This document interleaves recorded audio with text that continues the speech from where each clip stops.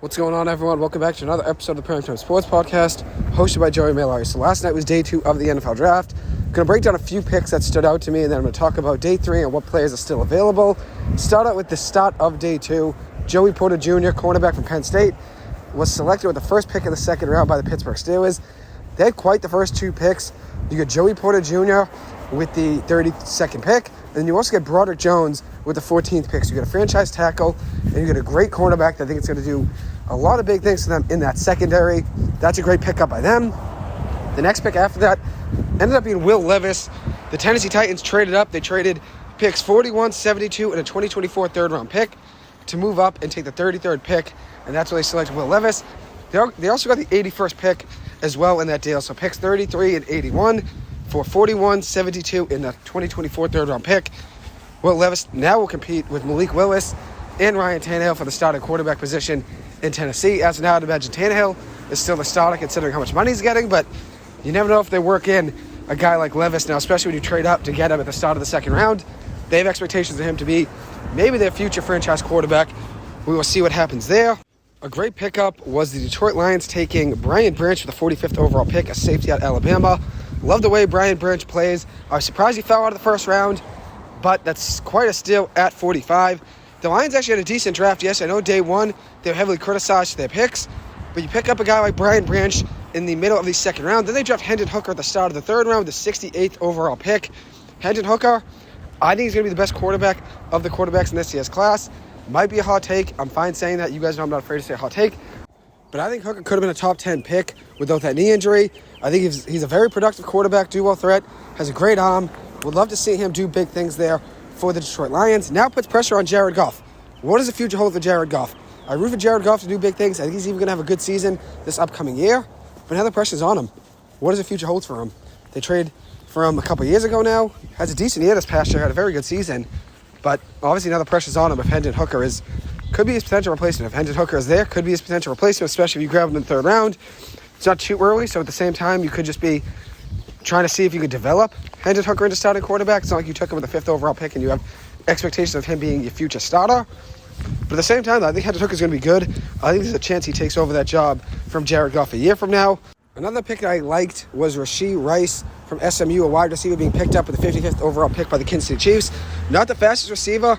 Can make plays, though. Plays aggressive. I think he's going to be good with Patrick Mahomes. He definitely needed some receiver help, and they get Rice with the 55th overall pick.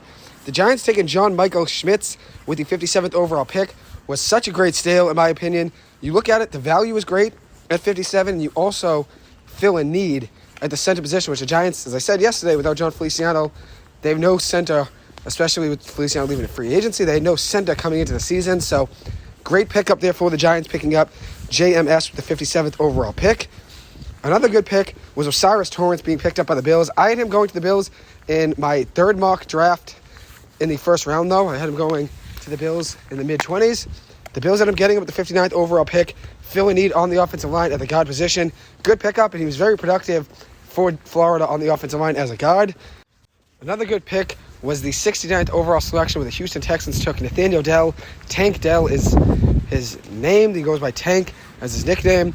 Tank was the 69th overall pick, a wide receiver from Houston. Has good speed, big playmaking ability, and definitely will help out the Texans.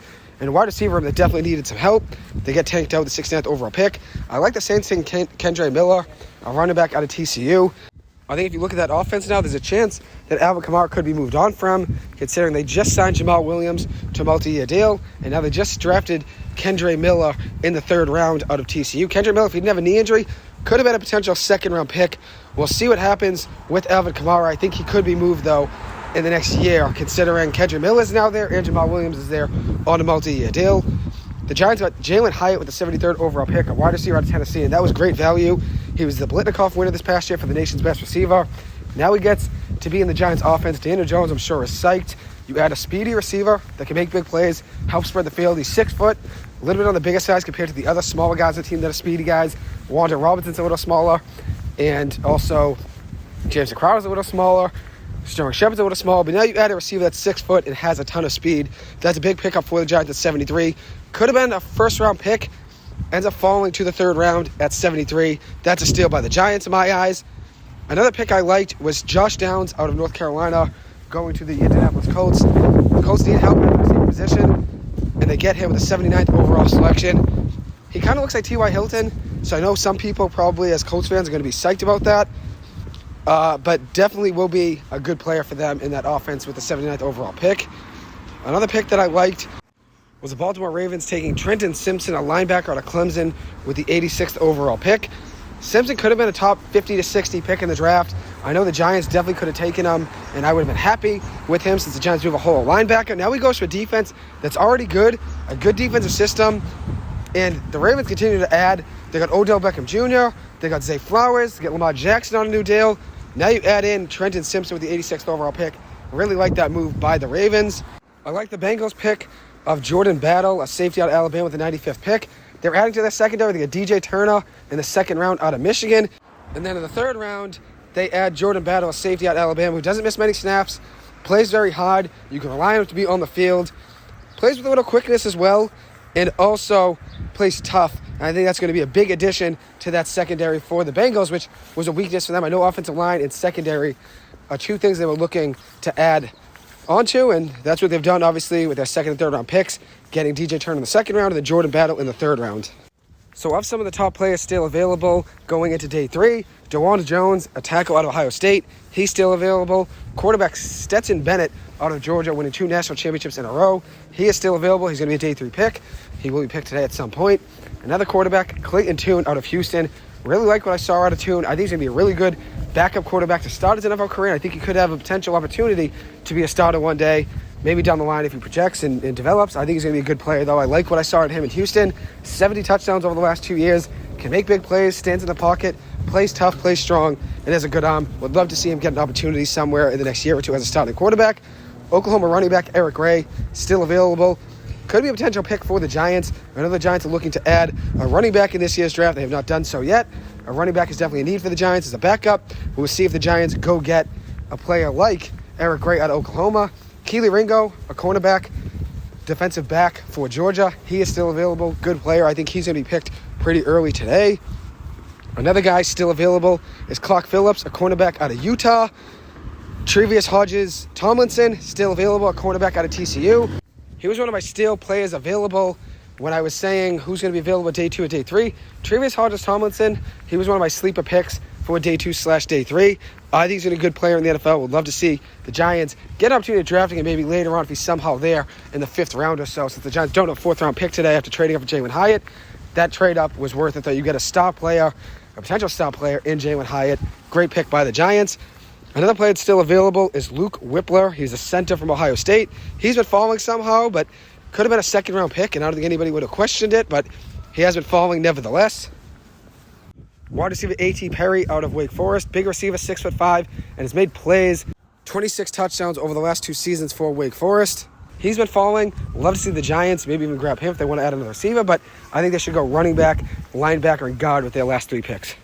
I think Dwayne McBride, a running back out of UAB, would be a great addition for the Giants on offense. Was very productive for UAB this past year. 19 touchdowns with 1,713 rushing yards. 32 touchdowns over the last 2 seasons. Very productive back. We'll love to see the Giants potentially grab him. Quarterback Malik Cunningham from Louisville. One of my favorite players in this draft is still available heading into day 3. I think he's going to be a steal for someone. Very similar attributes to Lamar Jackson. He's not Lamar Jackson, but can throw on the run and also make plays and extend plays with his legs. I think he'd be a good pickup for any NFL team on day 3. And one other player I forgot to mention that I'm going to mention right now is Lou Nichols III, a CMU running back out of Central Michigan. Very good player. He's going to be somewhere in the late day 3, maybe UDFA window, undrafted free agent window, but I think he's going to be a good player for someone one day. And the last guy I want to talk about is Jamie Robinson, a safety out of Florida State.